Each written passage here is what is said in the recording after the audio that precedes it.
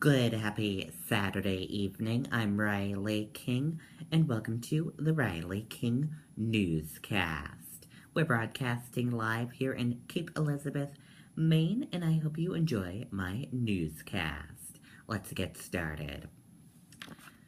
First up, Nashua children shop for gifts with police officers.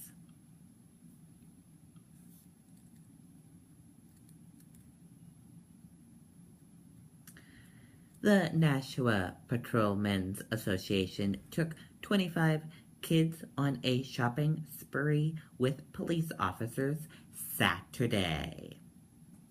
Kids were able to spend up to $100 to pick out gifts for themselves and their family members. The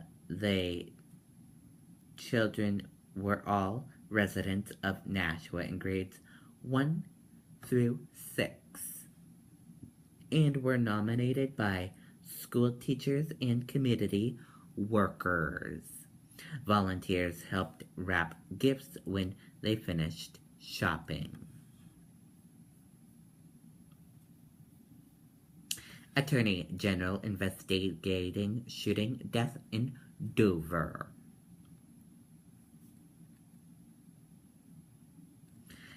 Dover police responded to a shooting on Three Rivers Farm Road Saturday morning. The incident occurred at 9:10 a.m.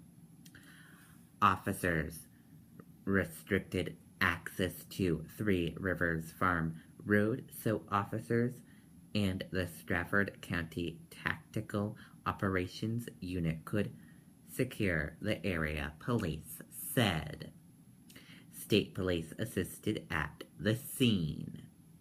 The Attorney General's office is now investigating a death related to the incident.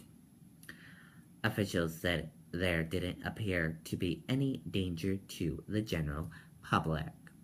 This story will be updated as more information becomes available. Breakfast brings Bonza for Toys for Tots. Let's take a listen to this video from WMTW.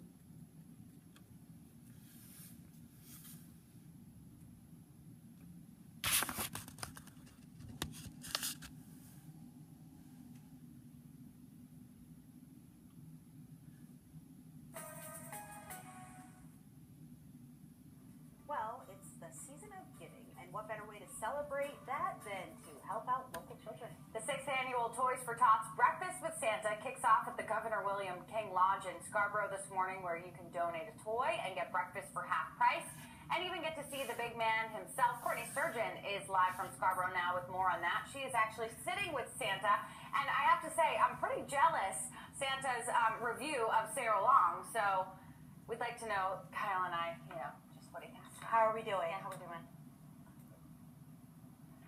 Oh, we'll save that for our last question. We'll ask him that for sure. But Santa, of course, here with me. Good morning, Santa. Good morning, good morning, good morning. How was your flight in from the North Pole? It was really kind of uneventful. We came down cold, but you don't have any snow down here, so we're out at the airport. We just landed at the airport, and the reindeer can eat the grass out there and everything, and then friends bring us down here. Oh, how nice. Yeah, very uneventful. And Mrs. Claus, unfortunately, a little under the weather today. She is, but she's home, and of course she teaches school at the Elf Elementary School up in the North Pole, so she's taking a day off. Of course, yes. That's a big responsibility and a lot to get ready for this Christmas. Yes, this is our busy time of the year, obviously. But you said that you had to make it down here to Scarborough for this very important breakfast. Why is that? The Scarborough, the Masonic Temple here in Scarborough on Route 1, from 8 to 11, we're having a breakfast here. It's a fundraiser for Toys for Tots. I believe there will be some Marines down here later on, but last year they took in over 600 unwrapped toys and over 26,000 unwrapped toys that they give out to kids here in the state of Maine. So it's a wonderful program, it really is, and we're here from 8 to 11, so please come down, bring an unwrapped toy. And they get to meet you as well. For as long as they want, and take all the pictures you want. So a lot of people seem to be on the good list here in Scarborough. Do you think if people make it out, they'll be on the good list? Of course, yes. Appreciate you coming. And it's a wonderful breakfast downstairs with a lot of really great volunteers. Anything else that you can tell us why it's so important this time of year to be thinking about a cause like this?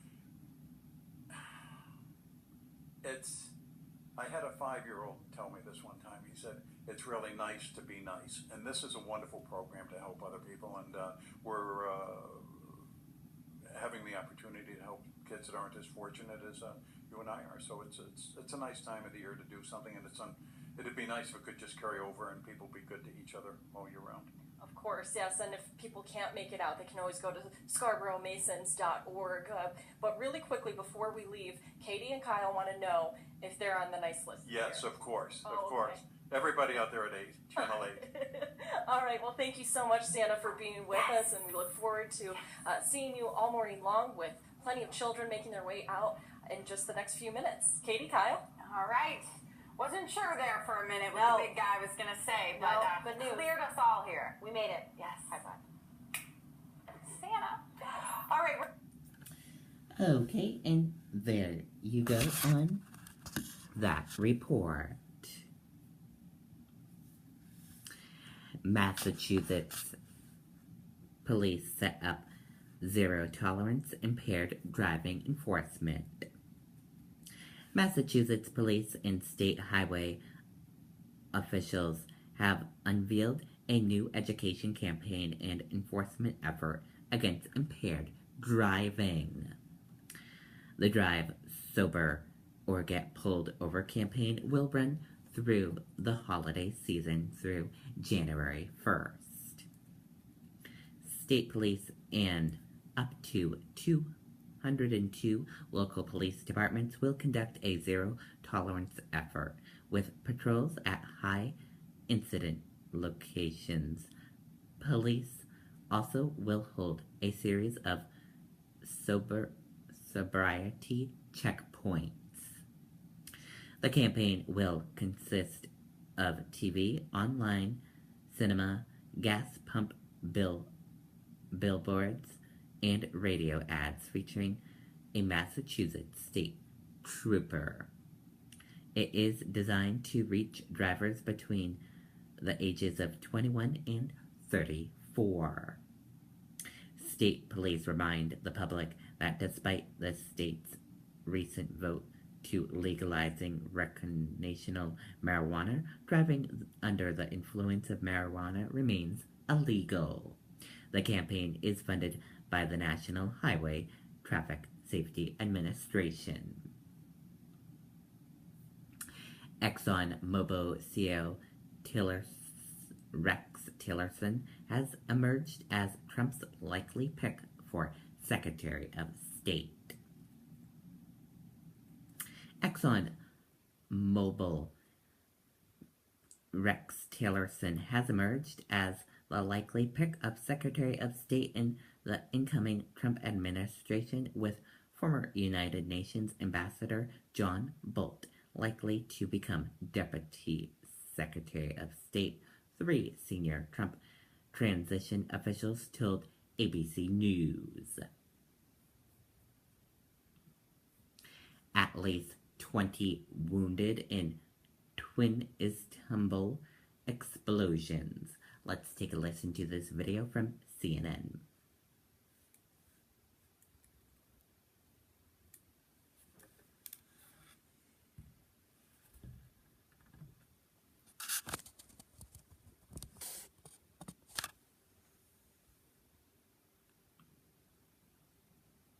Some video, and we have sound of a CNN Turk crew inside the stadium rolling the camera when these explosions happen. So let's listen and watch. Biz bile yan olduğumuz için bizde bile oluyor. Bitiyor. El sallıyoruz. Su isteyen olursa su veriyoruz. There you have it. We certainly heard that, and we hope they got all out of the way of that. Listen one more time. There it is. Has to be terrifying.